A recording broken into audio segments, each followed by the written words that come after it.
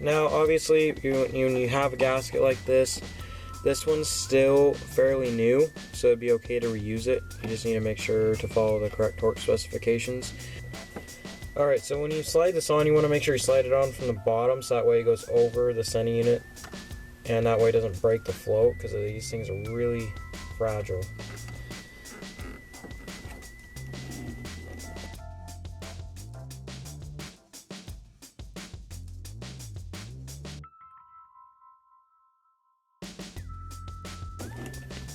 Because you kind of want to put the float in first.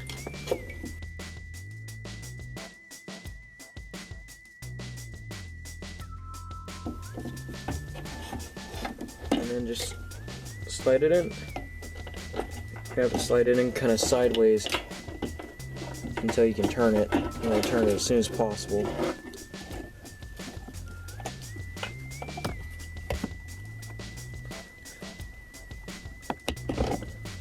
And put your nuts on.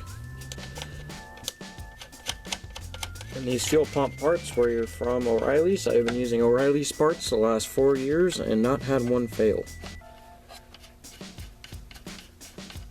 And if I did have to send a part back, it was because UPS messed up during shipping. Be careful not to lose your nuts down into the above the fuel tank, because it's a little bit of a tight fit. Alright, then you're going to want to slide your hoses on.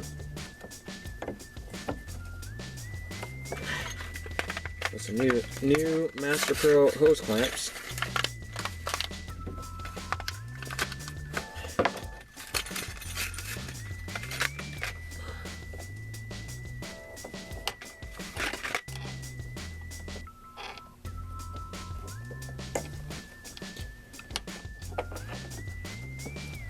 And these hoses still look pretty good, so there's no need to replace them.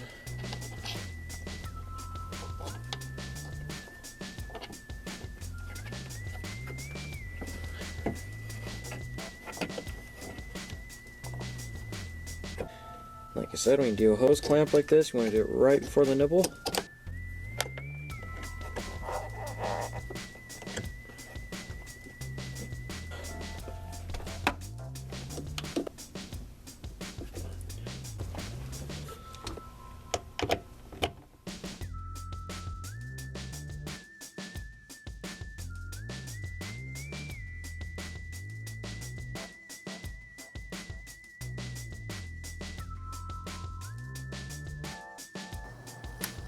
Well, these have save me ends on them.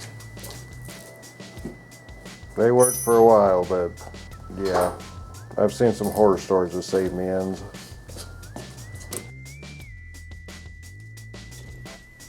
Okay. You ready? Good. It worked.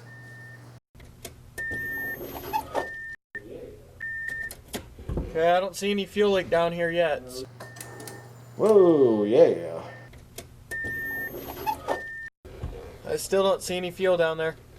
Well, we still got air. It's not fully under pressure yet. That's 3 primes in this. Oh yeah. Ooh, we got some pressure now, boy. She's gonna start. Probably sound louder too now. Okay, no fuel leaks here.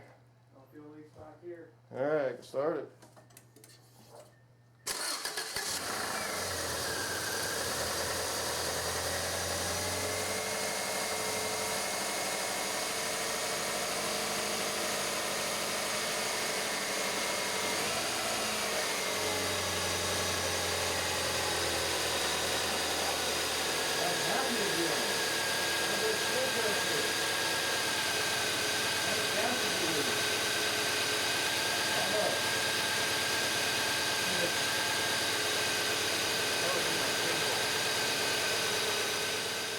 Alright folks, so as you can see, we definitely got it figured out. Got it diagnosed right the first time. And that's what we do here in Keaton Cabin Repair and Restoration. If you like these kind of series of videos where we do diagnostics and repair, click like, subscribe, and we'll see you next time.